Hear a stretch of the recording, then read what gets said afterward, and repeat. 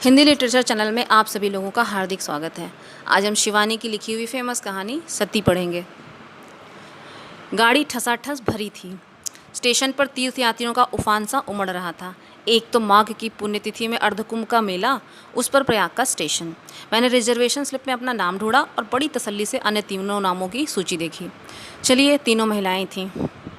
पुरुष यात्रियों के नासिका गर्जन से तो छुट्टी मिली। दो महिलाएं आ चुकी थीं। एक, जैसा कि मैंने नाम से अनुमान लगा लिया था, कि महाराष्ट्रियन थी और दूसरी पंजाबी।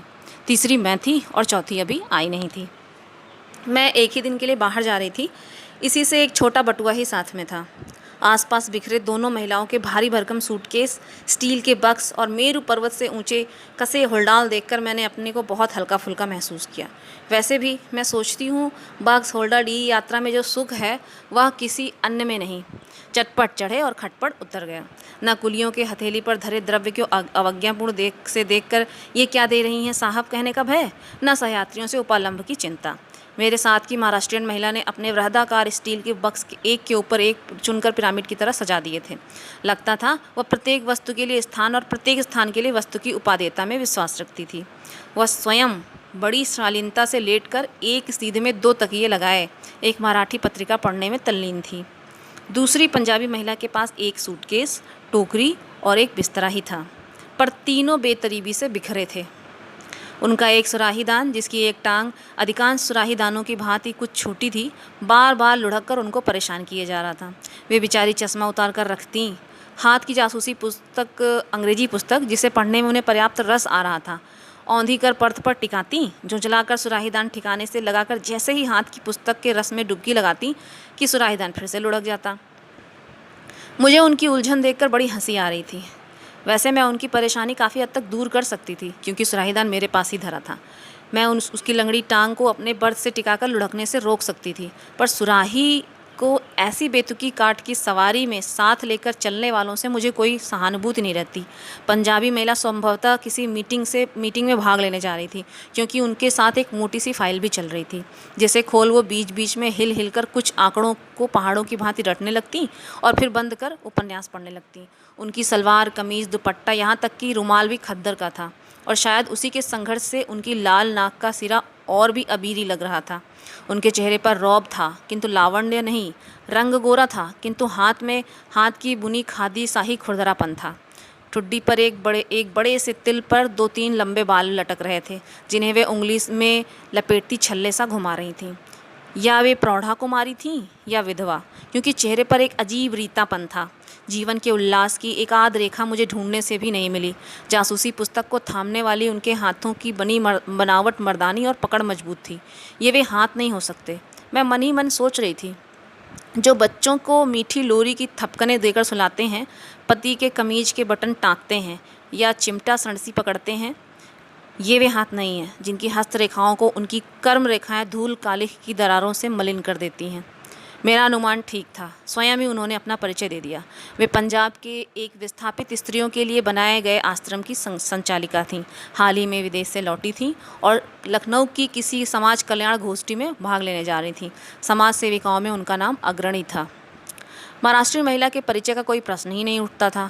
उस स्वल्प भाषणी सुंदरी प्रौढ़ा ने हम में से किसी को भी मैत्री का हाथ बढ़ाकर प्रोत्साहित नहीं किया। हाथ की मराठी पत्रिका को पढ़ती वे कभी स्वयं ही मुस्कुराती जा रही थी और कभी गहरी उदासी से गर्दन मोड़ ले रही थी। स्पष्ट था कि किसी कुशल मराठी कथा लेखक की सिद्ध कलम का जादू उन्हें कुटपुतली सा नचा रहा था। वे हमारे डिब्बे में होकर भी नहीं थी। उनके गोरे रंग पर उनकी लाल शोलापुरी साड़ी लपटें सी मार रही थी। गोल परिपाटी से बांधा गया जूड़ा एड़ी चुंबी केश राशि के मूलधन का परिचय दे रहा था। कानों में 7 मोतियों के वर्तुलाकार कर्णफूल थे और गले में था दोहरी लड़का मंगलसूत्र, जिसे वे अभ्यासवत बार बार दांतों में दबा ले रही थी। उनके सामान पर संभवतः उनके पति के नाम का लेबल लगा था, मेजर जनरल विलोलकर, और वे वास्तव में थीं भी मेजर जनरल की ही पत्नी होने के योग्य। पूरे चेहरे में दोनों आंखें ही सबसे ज्वलंत आभूषण थीं। वे कुछ भी नहीं बोल रही थीं, पर वे बड़ी बड़ी आंखें निरंतर हंसती मुस्कुराती परिचय देती, मजाक उड़ाती जा रही थीं। कभी वे मुझे देखती, कभी उस पंजाबी महिला को, पर आंखें चार होते ही बड़ी अवज्ञा की दृष्टि से मंगल सूत्र दांतों में दबा पत्रिका पढ़ने लगती।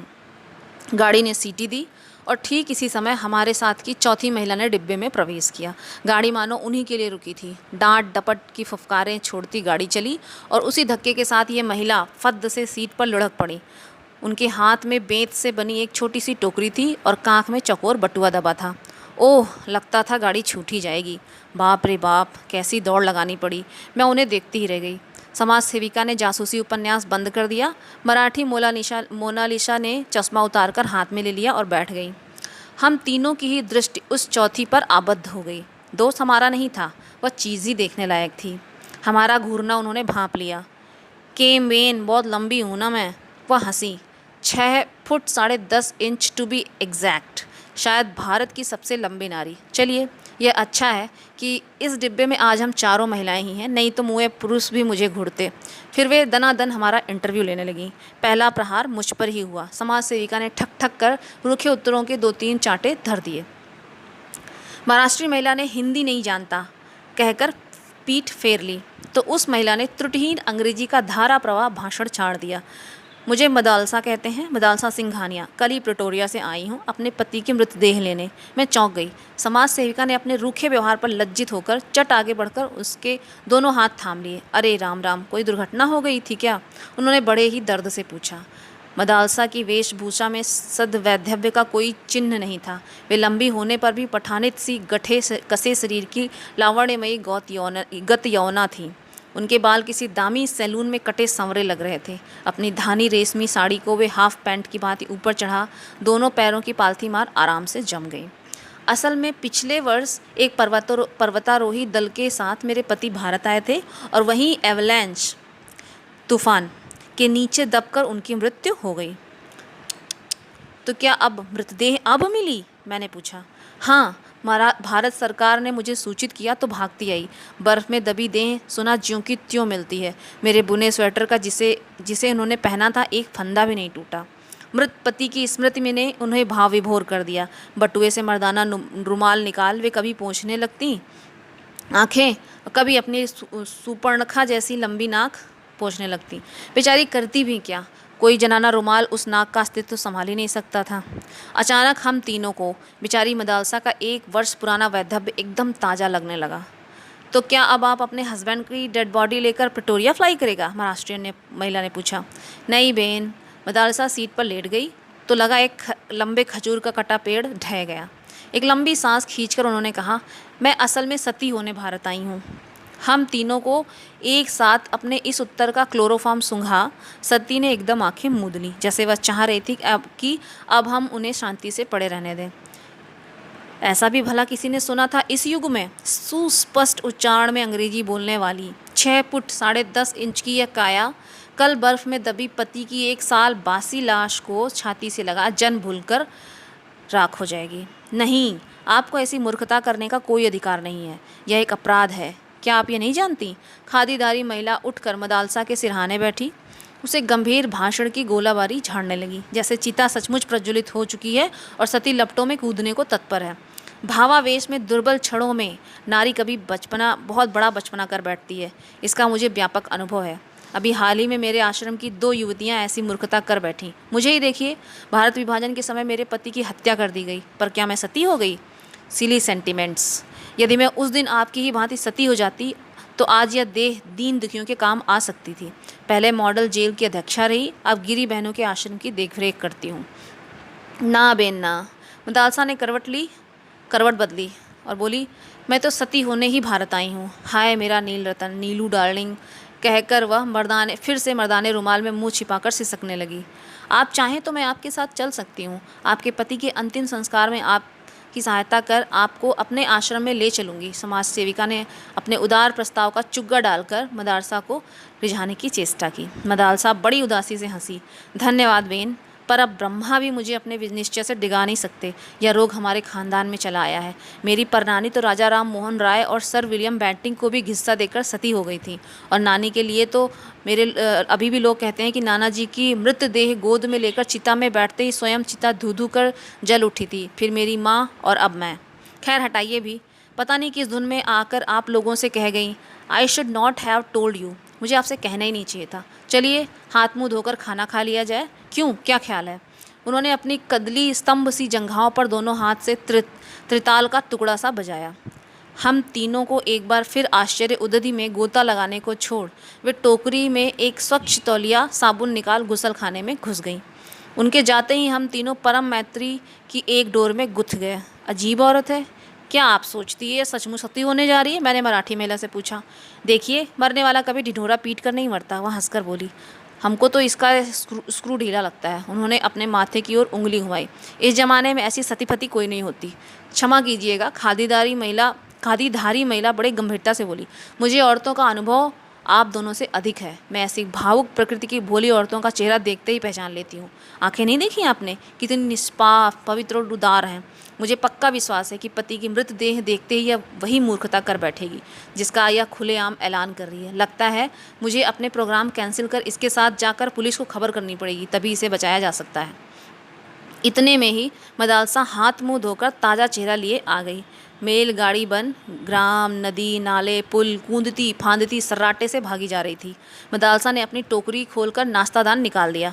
जैसे खरबूजे को देखकर खरबूजा रंग पकड़ता है, ऐसे ही एक यात्री को खाते देख दूसरे सहयात्री को भी भूख लग जाती है। क्षण भर में सती प्रथा पर चल रही बहस कपूर धुएं की भांति उड़ गई और चटाचट नाश्तेदान खुलने लगे। आइए ना, एक साथ बैठकर खाया जाए, मदालसा ने कहा और बड़े यत्न से स्वच्छ नैपकिन बिछा छोटे छोटे स्टील के कटोरेदान सजाने लगी। धन्यवाद, मैंने कहा, पर हमारे साथ भी तो खाना है, इसे कौन खाएगा?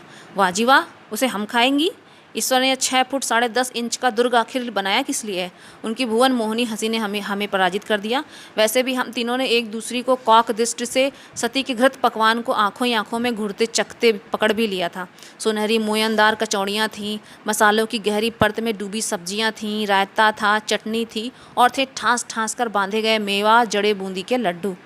यह तो सफ़र का खाना नहीं, अच्छा खासा विवाह भोज है। समाज सेविका की आंखों से लार टपक रही थी। बड़ा हैवी खाना लेकर चली हैं आप, उन्होंने कहा और कचौड़ियों पर टूट पड़ी।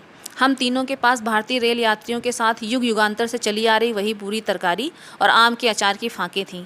अपना खाना खाया ही किसने? मदालसा के स्वादिष्ट भोजन को चटकारे ले लेकर हम तीनों ने साफ कर दिया। उधर वे अकेली ही हम तीनों के नाश्तादानों को जीभ से चाट गई थीं।